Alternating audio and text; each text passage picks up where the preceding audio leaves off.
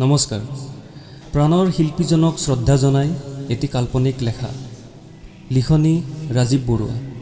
পাঠ কৰিব লৈছোঁ মই জাহ্নু শৰ্মাই। মই আপোনালোকৰ মৰমৰ জুবিন গাৰ্গে কৈছোঁ, সৰগৰ পৰা। মই ইয়াতো ভালেই আছোঁ। সৰগৰ এই সুন্দৰ সুবাসত নিজক বিলীন কৰি আপোন পাহৰা হৈ পৰিছোঁ। নাপাহৰিমনো কিয়? বহুদিনৰ পিছত যে আপোন আইগৰাকীক লগ পাইছোঁ, মৰমৰ ভগ্নী জংকীকো লগ পাইছোঁ, মনৰ বহুত কথা পাতিছোঁ। সৰগৰ এই মায়াবী ধৰাত উজাগৰি নিশা সাৰে থাকি আইৰ গীত শুনাৰ ইচ্ছা পূৰাইছোঁ।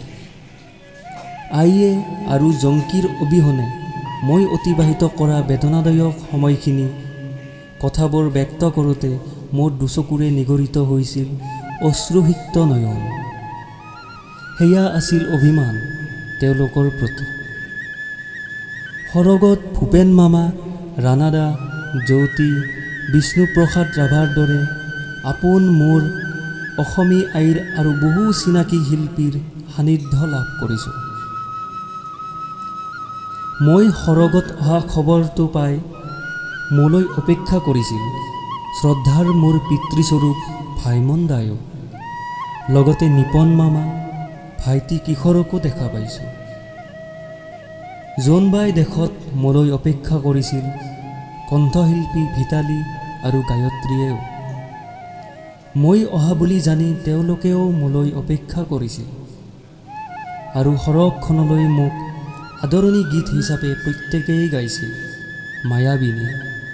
অৱশেষত মই সৰগত গৈ পালোঁ।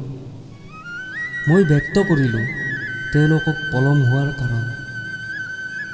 সাগৰ সীমনাত অতিক্ৰম কৰি ডাৱৰ আৱৰণ ফালি আকাশমাৰ্গেৰে অহা এৰোপ্লেন আৰু পুষ্পসজ্জিত বাহনত উঠি স্থলপথ হৈ জন্মভূমি অসম পাওঁতেই কিছু পলম হ'ল বুলি।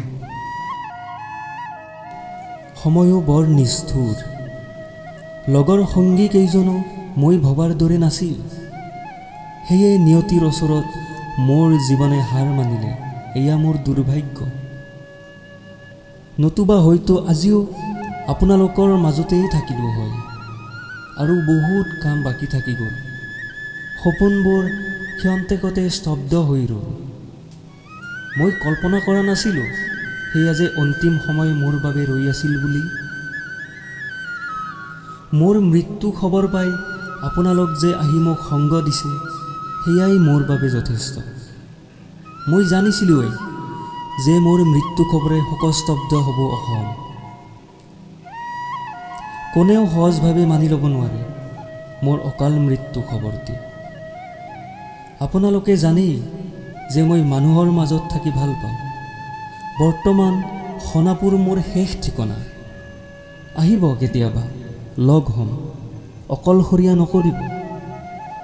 আপোনালোকৰ কেতিয়াবা মোলৈ মনত পৰিলে মোৰ সৃষ্টিখিনি প্ৰত্যক্ষ কৰিব। মই তাতেই জীয়াই থাকিম, গানৰ মাজতেই। নিজান নিশা মোলৈ কেতিয়াবা মনত পৰিলে আপোনালোকেও মায়াবিনী গীতটি গুণগুণাব। মই দেখা দিম আপোনালোকক মেঘছন্ন আকাশৰ ডাৱৰৰ আৱৰণৰ মাজেৰে। আজিলৈ বিদায়।